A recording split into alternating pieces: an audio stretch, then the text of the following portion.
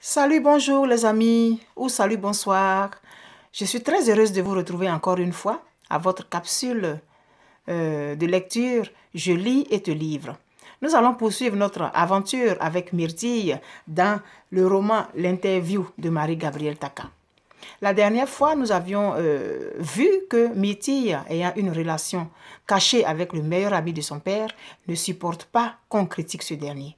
Un jour, alors que sa mère était en train de dire des choses qui ne lui plaisaient pas, elle s'est fâchée et elle est partie. Mais elle croit que sa relation est cachée, est secrète. Mais par un concours de circonstances, sa petite sœur Sonia avait découvert le poteau rose. Nous allons maintenant savoir qu'est-ce qui s'est passé pour que Sonia découvre ce secret prétendument très bien gardé. Un soir, alors que Sonia voulait porter un ensemble tailleur de sa sœur en son absence, elle avait découvert dans une poche de la veste une carte de Saint-Valentin dédiée à un amoureux, Jean-Michel Etienne, qui n'était autre que le meilleur ami de leur père. On pouvait lire sur la carte: « À toi, Jean-Mi, amour de ma vie, j'ai sans cesse besoin de toi.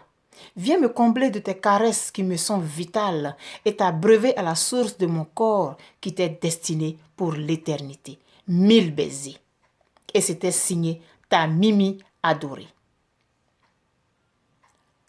Les yeux hagards et le souffle court, Sonia s'apprêtait à prendre la fuite quand son attention fut attirée par un gros sac déposé au fond de la penderie. Une pensée fugitive, et la voilà qui se baisse pour récupérer le sac, avec l'intention bien nette de l'ouvrir. Elle découvre environ 6 mètres de basin super riche qui devait coûter environ 12 000 francs le mètre. Le basin est un tissu, une étoffe faite à base de coton 100%. Et plus il est travaillé avec soin et avec finesse, plus on l'appelle riche.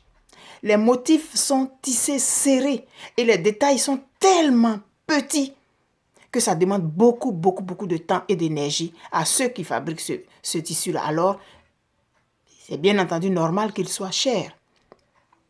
Et Sonia vient de découvrir ça. Elle connaît ce tissu. Elle sait que le basin riche est très cher. Il y en avait au moins pour 6 mètres.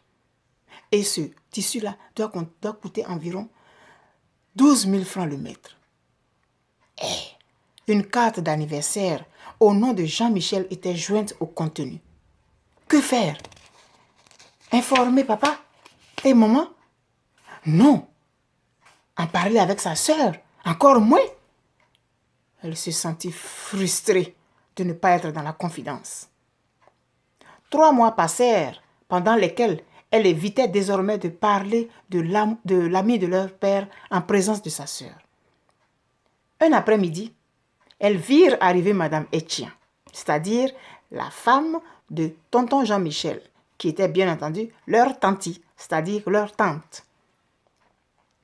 Leur mère s'extasia à la vue de son ami qui était vêtu d'un grand boubou richement brodé appelé Grand Dakar. Un boubou est un linge en 3 pièces. Il y a le foulard, il y a la tunique et il y a un pagne qu'on noue autour de la taille. Et il y a beaucoup de modèles qu'on est capable de faire. Grand Dakar est richement brodé avec beaucoup de détails. Donc imaginez, déjà le basin était très riche et le modèle que son ami avait choisi était encore plus beau. C'est une tenue vraiment majestueuse. Et donc comme la mère de Myrtille s'extasiait devant le linge et le tissu que son ami portait, elle a dit: « Merci ma chérie, c'est Jean-Michel qui m'a offert ce basin il y a 2 semaines à l'occasion de notre 15e anniversaire de mariage et aussi pour se faire pardonner. » Le basin riche que Myrtille avait acheté et lui avait offert pour son anniversaire, il avait donné à sa femme à l'occasion de leur 15e anniversaire et pour se faire pardonner.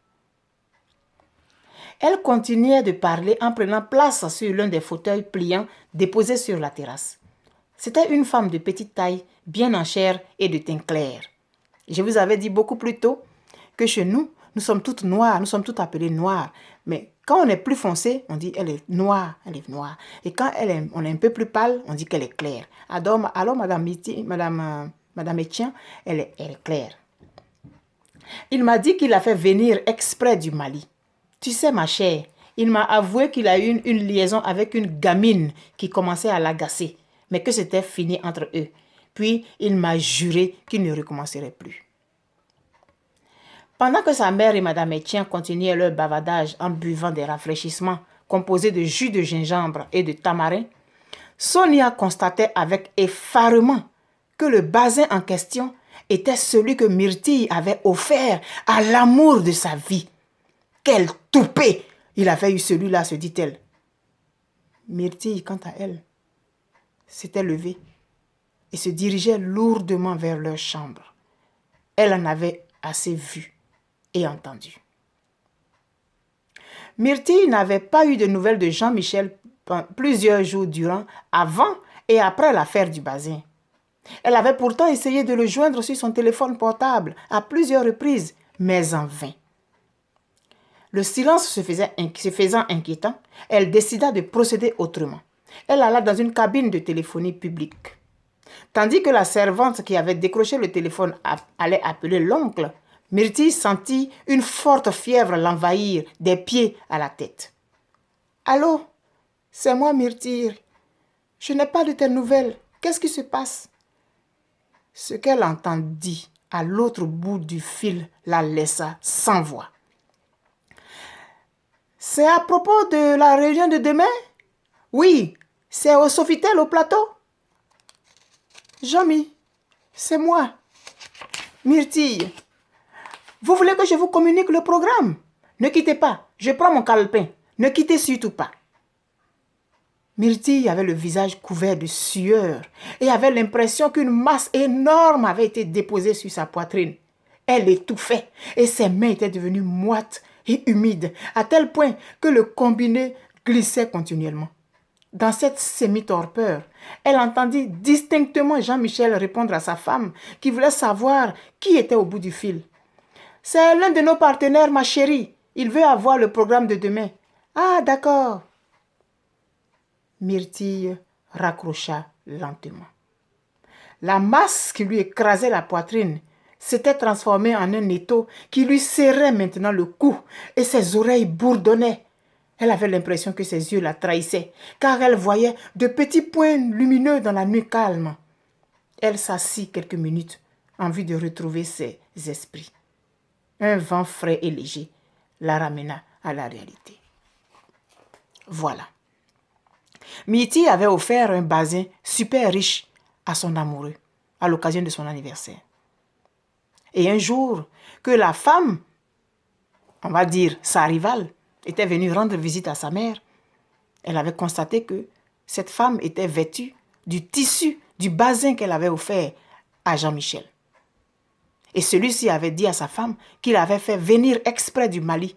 Le Mali est un pays qui se situe au nord de la Côte d'Ivoire. Pour se faire pardonner.